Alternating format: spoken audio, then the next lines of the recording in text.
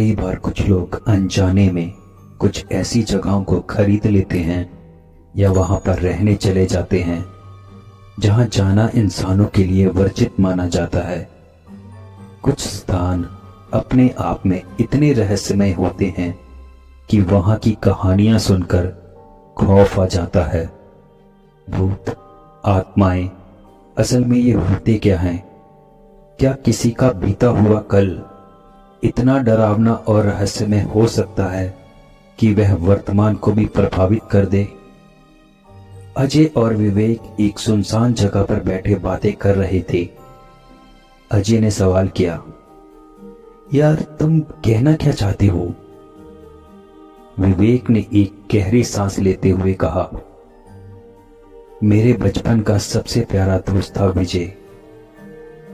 उसके परिवार के साथ जो हुआ वो किसी भी आम इंसान के लिए किसी बुरे सपने से कम नहीं हो सकता।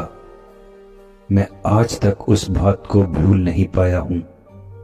फिर विवेक ने एक कहानी बताना शुरू की। विजय मेरे बचपन का सबसे प्यारा दोस्त था। हम स्कूल में एक साथ पढ़ते थे। विजय के पापा का इंपोर्ट एक्सपोर्ट का बिजनेस था। कारोबार में काफी मुनाफा हुआ। उन्होंने एक नया घर लेने की सोची। शहर से दूर एक वीरान हवेली जो बहुत ही पसंद आई उसके पिता को। उन्होंने उसे लेने का निश्चय कर लिया। वहां आसपास कुछ और भी फार्म हाउस थे। वहां जब थोड़ी पूछ पड़ताल की गई तो सबने पहले तो उन्हें उस हवेली को खरीदने से मना किया। उनका कहना था कि वो जगह इंसानों के लिए सही नहीं। वहां पर रहने वाले लोगों के साथ बहुत ही रहस्यमय घटनाएं हो चुकी हैं। कोई भी उस जगह को खरीदना नहीं चाहेगा। मगर विजय के पापा इन सब बातों पर विश्वास नहीं करते थे। उनका मानना था कि साइंस से ऊपर कुछ नहीं। वो भूत प्रेत, तंत्र मंत्र, काला जादू, इन सब बातों पर बिल्कुल विश्वास नहीं करते थे। चेतावनी मिलने के बाद भी विजय के पापा ने उस हवेली को खरीद लिया। दरअसल वो कोई हवेली नहीं बल्कि पुराने जमाने की एक बढ़िया सी कोठी थी, मगर रख रखाव ठीक से ना होने की वजह से थोड़ी खंडर टाइप हो चुकी थी। विजय के पापा ने काफी पैसा खर्च करके उसे फिर से रेनोवेट करवाया। एक बार कोई उस कोठी को देख लेता था तो मानो उसकी तरफ आकर्षित हो जाता था। उसके पापा ने बहुत पैसा खर्च किया था, मानो कि वो उनके सपने का घर बन गया हो। वहां शिफ्ट होने से पहले विजय के पापा ने एक शानदार पार्टी रखी। अपने सभी रिश्तेदारों, दोस्तों, मित्रों को उन्होंने बुलाया। जो भी उस कोठी को देखता था मानो उसकी खूबसूरती की तरफ आकर्षित हो जाता था। बहुत पैसा खर्च किया था। मगर एक अजीब बात जो हमने वहां महसूस की, उस घर में जाने पर मानो जैसे तापमान में अपने आप गिरावट हो गई थी। तब मैं पहली बार उस घर में गया था। वहां मुझे कुछ अजीब सी स्मेल भी आ रही थी। पहले यही लगा कि घर को रेनोवेट करने की वजह से पेंट इत्यादि की स्मेल हो सकती है, मगर उस वक्त जो स्मेल हमने महसूस की, मुझे बड़े होने के बाद असल में आज ये समझ आता है कि वो स्मेल कुछ ऐसी थी जैसे किसी ऑपरेशन थिएटर में दवाइयों और मेडिकल इक्विपमेंट से अक्सर ही आती है। जब भी हम किसी सरकारी हॉस्पिटल में जाएं तो हवा में जो स्मेल हमें अक्सर ही फील होती है, कुछ ऐसी ही वो स्मेल थी। खैर, उस वक्त किसी ने इस बात पे ज्यादा ध्यान नहीं दिया। मैं भी उस वक्त बच्चा था, इन सब बातों से अनजान। विजय मुझे अपने कमरे में ले गया।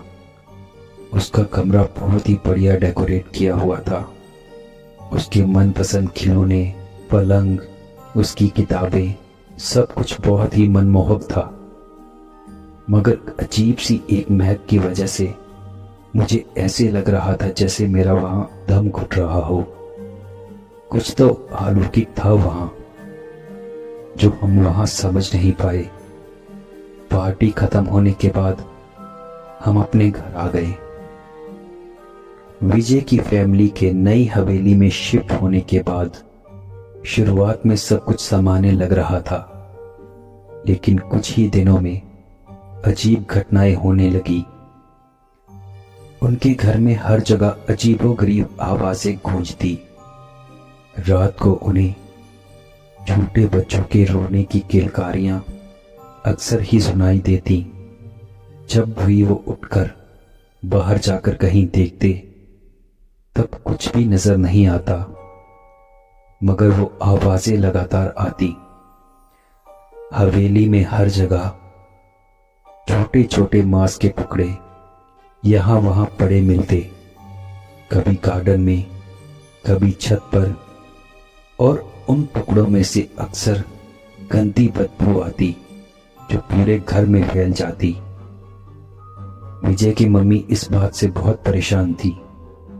घर के नौकरों को बोलकर वो बार बार फिनाइल का पोछा लगवाती, कभी परफ्यूम, कभी धूप अगरबत्ती, मगर वो स्मेल, वो बदबू लगातार बनी रहती।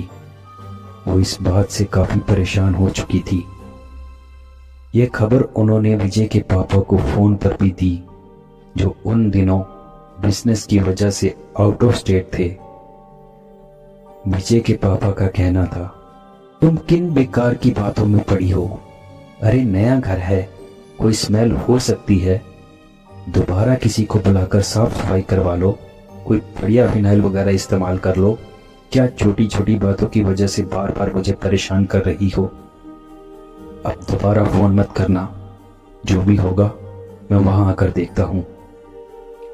यह कहकर विजय के पिता ने तो जैसे पल्ला झाड़ दिया, मगर विजय की मम्मी कहीं ना कहीं उन्हें इस बात का आभास हो रहा था कि इस घर में आकर शायद उन्होंने बहुत बड़ी गलती कर दी है।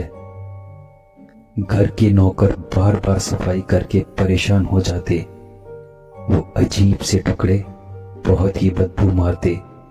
जब भी उन्हें पकड़कर वो बाहर फेंकते, वो चिपचिपे मांस के लुथड़े जैसे थे कुछ। उन्हें फेंकने के बाद भी मानो हाथों से गंदी स्मेल नहीं जाती थी। नौकर भी परेशान हो रहे थे। एक नौकर तो काम छोड़कर भी जा चुका था। कई बार तो विजय की मम्मी ने भी उन टुकड़ों को उठाकर फेंका। वो जले हुए ट्यूब के टुकड़े जैसे कुछ थे, छोटे छोटे मगर बहुत ही गंदी स्मेल वाले। विजय की मां को कुछ असामान्य लग रहा था, मगर वो करती भी तो क्या। उसके पिता तो उसकी बात सुनने को भी तैयार नहीं थे। उसके पिता का इन सब बातों पे बिल्कुल भी विश्वास नहीं था। विजय की मां ने उसके पापा को बताया भी था कि रात को घर में अजीब अजीब आवाजें आती हैं, बच्चों के रोने की किलकारियां गूंजती हैं।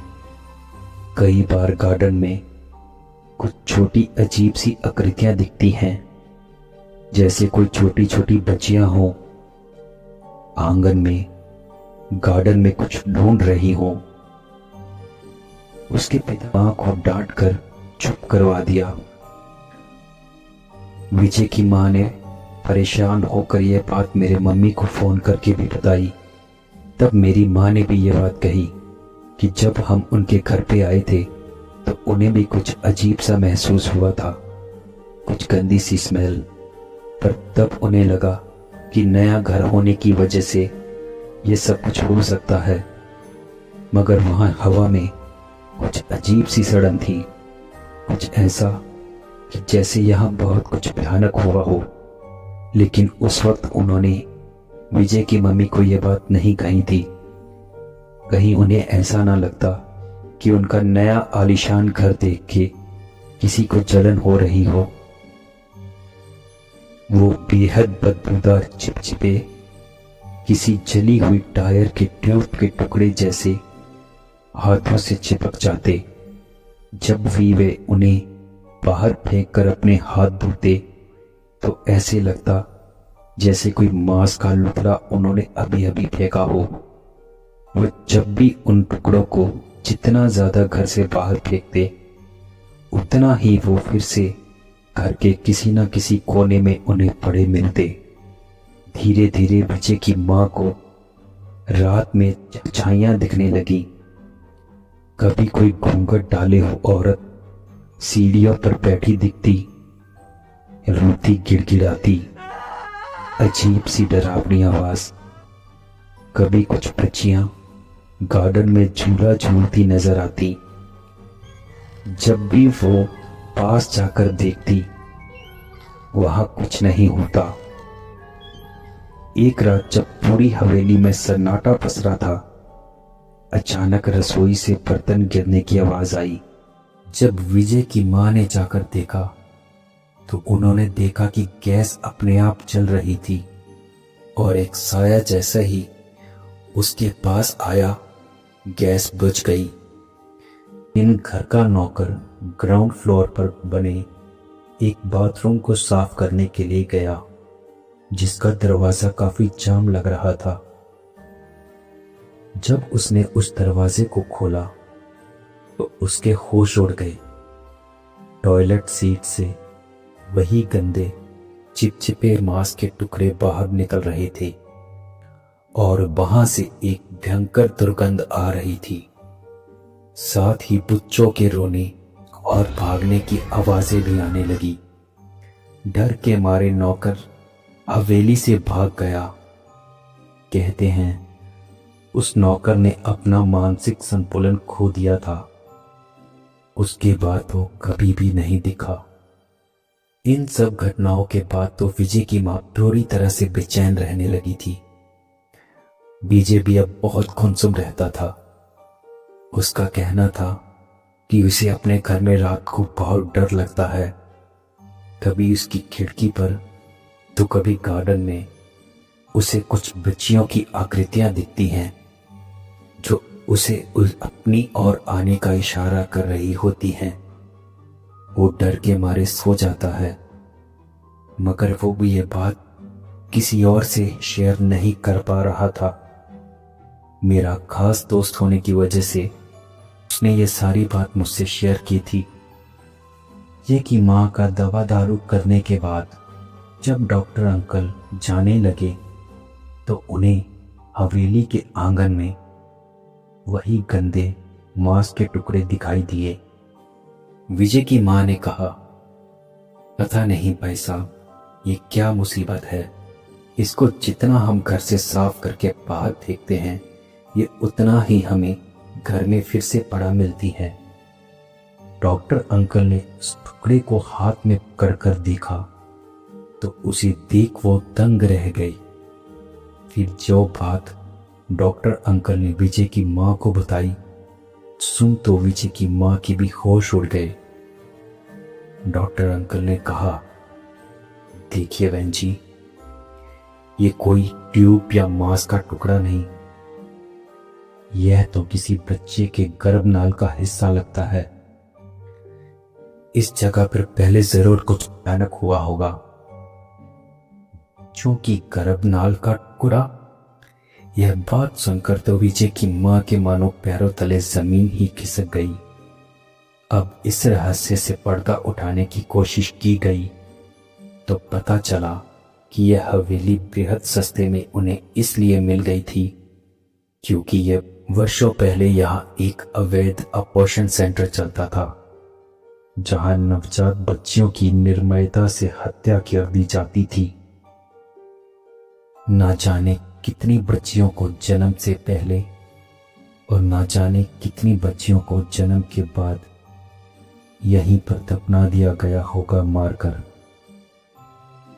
यह हवेली शर्मा नाम के एक दंपति की थी जो अवैध रूप से यहां अबॉर्शन सेंटर चला रहे थे।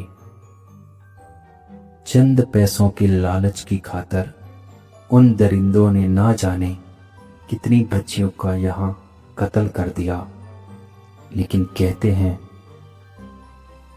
एक दिन अचानक से वो दंपति जैसे कहीं गायब हो गए। किसी को उनका कोई नामो निशान आज तक नहीं मिला।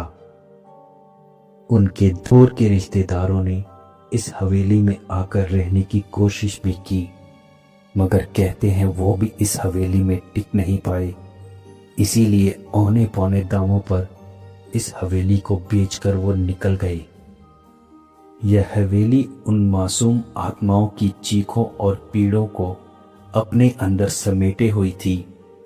शायद उन्हीं मासूम आत्माओं की पीड़ा इस हवेली में समाई हुई थी। अक्सर गार्डन में धुंधली परछाइयां दिखती, जैसे वो कुछ ढूंढ रही हो।